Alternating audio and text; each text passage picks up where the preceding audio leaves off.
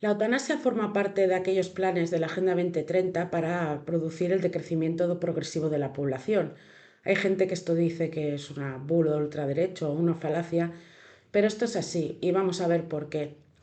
La eutanasia se aprueba aproximadamente hace una década, ha empezado a aprobarse en varios países occidentales. En primer lugar se aprobó en los Países Bajos, en Bélgica, posteriormente en Canadá y en España en 2021 se aprobó la Ley Orgánica de Regulación de la Eutanasia. Para ilustrar un poco el oscurantismo que, digamos, rodea la eutanasia, os voy a hablar del caso paradigmático de Canadá. Poca gente lo sabe, pero Canadá es un país que es muy woke. Yo creo que es el país más woke del mundo, donde la ideología de género, los derechos reproductivos y de salud, que se suelen llamar derechos reproductivos y de salud, como el aborto o la eutanasia han tenido más extensión y donde se están aplicando de forma feroz y de forma bastante siniestra. Bien, en el caso de Canadá, que también se podría aplicar en España, luego hablaré un poco de la legislación de España, se aprobó la ley en el año 2016. En principio la ley estaba contemplada para aquellos casos de, bueno, de personas que sufrieran enfermedades graves cuyo destino final fuera la muerte, es decir, de que la muerte fuera de carácter irreversible, como es un caso de un cáncer o enfermedades neurodegenerativas o enfermedades respiratorias o cardiovasculares. Lo que en principio se aplicó para personas que solicitaban la muerte por un sufrimiento grave, cuyo fin, como digo, era la muerte, se ha acabado extendiendo a casos que ya no son, que la muerte ya no es de carácter irreversible. Hubo una modificación en el año 2021 donde se estableció o se amplió los casos de eutanasia para aquellas enfermedades o sufrimientos crónicos, pero como digo, que no implicaban necesariamente la muerte. ¿Qué ha pasado con esto? Bien, hay una doctora en Canadá que se llama Ellen Weaves o algo así, que es la que preside la Asociación del Derecho a Morir Dignamente, como ellos lo llaman, el derecho a morir dignamente, en la que ella, bueno, en 2022 practicó casi 500 eutanasias. Ella manifiesta, por ejemplo, el placer que siente al darle su último deseo a una persona que va a morir o una persona que está sufriendo gravemente, donde ella dice que tiene un placer, pues eso, la liberación que siente. Para empezar ya es bastante abyecto que una persona pueda matar durante un año a, a cientos de personas sin tener problemas psicológicos y que sienta un placer o algo positivo en eso porque considere que está cumpliendo la autodeterminación personal de una persona. Pero bueno, lo más grave no es esto, lo más grave es que al aplicar digamos, este supuesto de personas con enfermedades crónicas pero que no conducen a la muerte, se habla del nivel 2. ¿Qué ha pasado con el nivel 2? Bueno, recientemente ha habido un escándalo en Canadá donde se le proporcionó la eutanasia a un señor de unos 40 y pico años que tenía una enfermedad mental, pero que esta enfermedad mental podría haber sido tratada.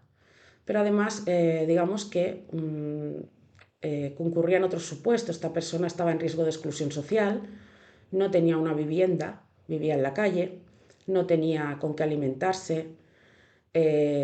Bueno, era una persona que estaba claramente en riesgo de exclusión social. Esta persona se fue al sistema sanitario de Canadá, en el caso un psiquiatra, para que le tratara bueno, su patología mental y se encontró con un psiquiatra que después de haber revisado su caso le dijo que existía esta posibilidad. Allí se llama MAID, que es el derecho a morir dignamente, y le ofreció esta posibilidad. Poco después se le suministró la eutanasia.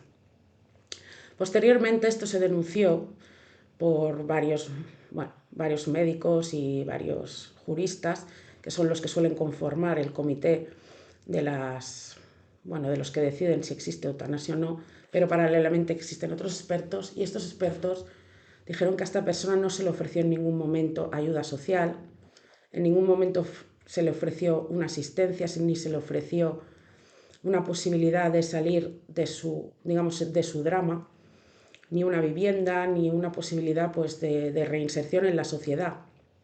Y este es el peligro del supuesto del nivel 2 que se llama así en Canadá. Posteriormente hubo otro caso de una persona que tenía esclerosis múltiple, pero que además presentaba también una depresión.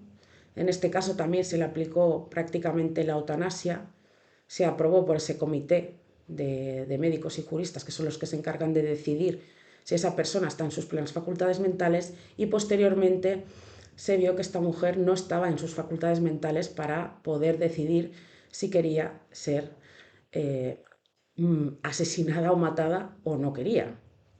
Y esto es lo que está sucediendo. La extensión de la eutanasia a supuestos que no conducen irreversiblemente a la muerte, sino que se está aplicando en casos de, pues eso, de exclusión social, de personas que tienen problemas, que a lo mejor desde las autoridades públicas, las administraciones, se le ofreciera otra solución, quizá esas personas no optarían por la eutanasia. Otro problema que existe es por qué los médicos en general, pues en Canadá ofrecen también la eutanasia como un problema, una solución a sus problemas. Esas personas también tienen una presión social de que se consideran una carga para la sociedad y por lo tanto muchas veces optan por esta solución. Esta doctora que os decía antes, Ellen Webbs, manifiesta que no solo le produce el placer la eutanasia, sino que ella sueña, y lo dice literalmente, con que se pueda aplicar la eutanasia a niños. Sí, habéis oído bien, a niños, a menores. A menores. Desgraciadamente esto no es lo único que se está discutiendo en Canadá, sino que también se está discutiendo en Países Bajos y en Bélgica, donde la eutanasia lleva mucho más tiempo, de poder aplicarla a los niños. ¿En qué casos se aplicaría a los niños? Pues en casos de personas, de niños, que hubieran optado por hacerse una operación de cambio de sexo y que luego se hubieran arrepentido. Es decir, introducimos la ideología de género dentro de las escuelas, dentro de los lobbies LGTBI, o por parte de los lobbies LGTBI. Introducimos la ideología de género en los libros, mediante activistas en los colegios. Y posteriormente, cuando ya los hemos adoctrinado y se han cambiado de sexo, porque se han cambiado de sexo en muchos casos erradamente, porque no tienen toda la capacidad mental para poder producir esta transición, pues les decimos, sí, no te preocupes, que si estás arrepentido te ofrezco la posibilidad de suicidarte o que te suicidemos. Esto es así. También se quiere aplicar, digamos, la eutanasia en niños en aquellos casos de anorexia o bulimia nerviosa, en casos muy graves, o también en casos pues también de depresiones muy graves. Pero claro, esto es como todo, si el primero lo hemos aplicado en enfermedades terminales, luego lo hemos aplicado en enfermedades mentales o depresiones graves, ¿cuánto tiempo pasará hasta que esto se pueda aplicar incluso en depresiones leves o personas que tengan un mal momento y soliciten la eutanasia? Pues esto es lo que está sucediendo en Canadá como caso paradigmático. ¿Por qué lo digo? Porque en España la ley del 2021, aparte de establecer, como digo, la eutanasia para personas que tengan enfermedades que conduzcan a la muerte, también se puede aplicar en supuestos de enfermedad o discapacidad crónica también, que produzcan un sufrimiento grave e imposibilitante para la vida. Pero tampoco necesariamente tienen que conducir a la muerte. Por lo tanto, existe allí un supuesto por el que se pueden colar un montón de solicitudes en este sentido. En el caso de España hubo recientemente un caso de una chica de 23 años que tenía una esclerosis, que tenía también un trastorno mental, también tenía un TOC, un trastorno de obsesivo compulsivo, que solicitó la eutanasia. El padre solicitó la suspensión a los juzgados. La jueza de lo contencioso administrativo de Barcelona, porque en este caso era Barcelona, procedió a su suspensión porque no veía claro que se pudiera subsumir el caso de esta chica dentro de lo que establece la legislación española sobre la eutanasia. ¿Qué pasó? Salió la Asociación del Derecho a Morir Dignamente, porque aquí también tenemos una, diciendo la representante de Cataluña que un juez no podía interferir en el deseo o en la autodeterminación personal de una persona, de un ciudadano, a su derecho a morir, que en ningún caso debían intervenir terceras personas. A ver, asociación de derecho a morir dignamente, los jueces son los que tienen que controlar e interpretar las leyes. Evidentemente, el juez tiene que asegurarse y velar por los derechos de las personas y, por tanto, tiene derecho a examinar el caso y saber si se puede subsumir en ese supuesto o no. Lo que no dijo la Asociación de Derecho a Morir Dignamente es que esta chica había cambiado varias veces de opinión. Había dicho primero eutanasia sí, luego eutanasia no, otra vez que sí, otra vez que no, de forma que su psicóloga se retiró del caso porque no lo veía nada claro y no quería implicarse.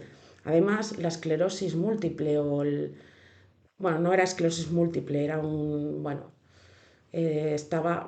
podía mover las piernas, ¿vale? Es que ahora no me sale la palabra. Posteriormente se presentó vídeos por parte del padre donde no era de carácter irreversible, puesto que ella podía caminar con ayuda de unas muletas y con un tratamiento de fisioterapia adecuado. Además, sus trastornos mentales también podían ser tratados desde la psiquiatría, por lo tanto, la muerte no parecía ser un sufrimiento crónico un sufrimiento crónico imposibilitante, por lo tanto la juez decidió esto. El fiscal también lo avaló y se impugnó al Tribunal Superior de Justicia de Cataluña, quien deberá decidir si esta persona podrá ser asistida mediante la eutanasia o no.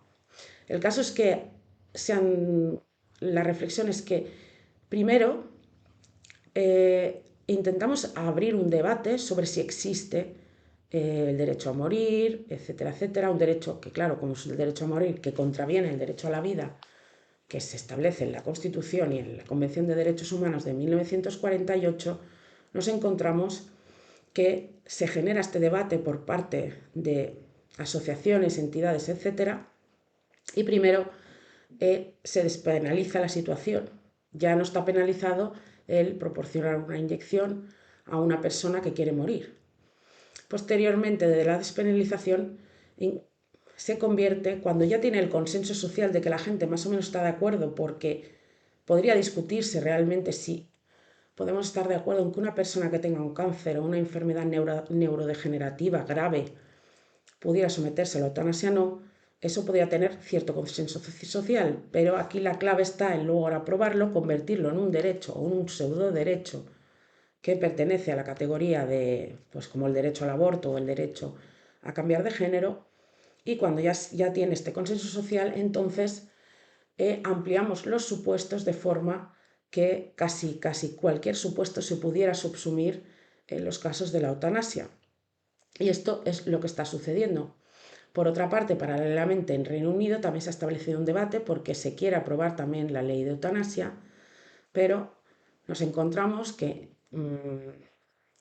digamos que existe una ley, una normativa, que a partir de los 75 años la persona que fallece, los descendientes o los herederos del caudal hereditario tienen la obligación de pagar un 45% de impuestos de dicho caudal hereditario a Hacienda. Pero si esa persona fallece con anterioridad a los 75 años, no se pagan tales impuestos. Y entonces también se aplica o se abre el debate. ¿Cuántos ancianos, abuelos, personas mayores se podrían sentir presionados a morir antes de los 75 para no dejar a su familia con un problema económico grave? ¿Existiría una presión social también con esto? ¿Podría existir una presión social sobre personas mayores sobre el tema de las pensiones y que no hay dinero o son económicamente insostenibles? ¿Podría haber también una presión social por parte de las instituciones, de las familias, sobre aquellas personas también que tienen trastornos mentales o que tienen depresiones graves, para no ser una carga para sus familias, para optar por esta opción? Seguramente haya muchísimos casos, acabo de explicar algunos en Canadá, y hay muchísimos más que se discute sobre este tema. Y al final es eso, es que estás ampliando un derecho de forma que estás legalizando la muerte prácticamente. Esto es una cosa increíble, aún más increíble que se pueda producir en el caso de los menores. Es que esto es una locura. Y aquí quiero abrir otro debate de otro vídeo que quiero hacer, sobre el tema de los menores. Cuando tú abres esa posibilidad, la pregunta que se hace uno es, ¿quién va a decidir sobre ese menor si se le aplica la eutanasia o no? ¿Serán los padres? ¿O bien los padres serán sustituidos por el Estado? Porque el menor reclame eso y como tú no se lo das como padre porque consideras que no es la mejor opción, evidentemente, que no es la mejor opción y que es una opción de carácter irreversible porque la muerte no se puede revertir, al menos de momento, pues podría el Estado, digamos, quitarte a tus hijos para poder administrar la eutanasia. La respuesta yo diría casi que sí, porque esto ya está sucediendo en Canadá con otros casos que hablaré en otros vídeos. Entonces se abre la puerta a debatir sobre un Estado paternalista que tenemos, un Estado que quiere sustituir a los padres en su patria potestad para saber, porque se erigen en saber lo que es mejor para los niños o no, que sus propios padres, y bueno, una interferencia del Estado sobre los niños. Ya lo dijo Isabel Celaá y lo dije en otro vídeo, de que los niños no son de los padres, sino que son del Estado. Todo esto pues es bastante peligroso, pero aquí al final te preguntas qué clase de mundo le estamos dejando a nuestros hijos, cómo podemos permitir que se pueda aplicar la eutanasia a los niños. Es que es una cosa que es horrible. Por otra parte, paralelamente, y con esto acabo, la eutanasia, las solicitudes de eutanasia no han dejado de crecer desde que se aprobaron estas legislaciones. En España pues también han crecido, desde el 2021 que empezó a aplicarse la ley, han ido creciendo las solicitudes de eutanasia. Y como digo, esto irá más a más si alguien no lo frenamos, porque realmente estamos jugando con la vida humana y no sabemos hasta qué punto esas personas podrían tener una vida mejor. Había un caso en Países Bajos, en Bélgica, de una chica que pidió la eutanasia, pero posteriormente, cuando se le iban a proporcionar, se arrepintió. Esa chica ahora, que tenía trastornos mentales y un trastorno bipolar, ha rehecho su vida, digamos que se ha vuelto a, digamos, a integrar en la sociedad. Es una chica que tiene trabajo, es una chica que tiene, bueno, que tiene una vida por delante, porque estamos hablando de una chica muy joven, de unos 20 y tantos años. Por lo tanto, tendríamos que pedir a las autoridades que antes de que digamos, ofrezcan la eutanasia, intenten o deberían, es que es de lógica, digamos, agotar todos los recursos para ayudar a esa persona, desde asistencia social, desde, bueno, de asistencia médica, todo eso.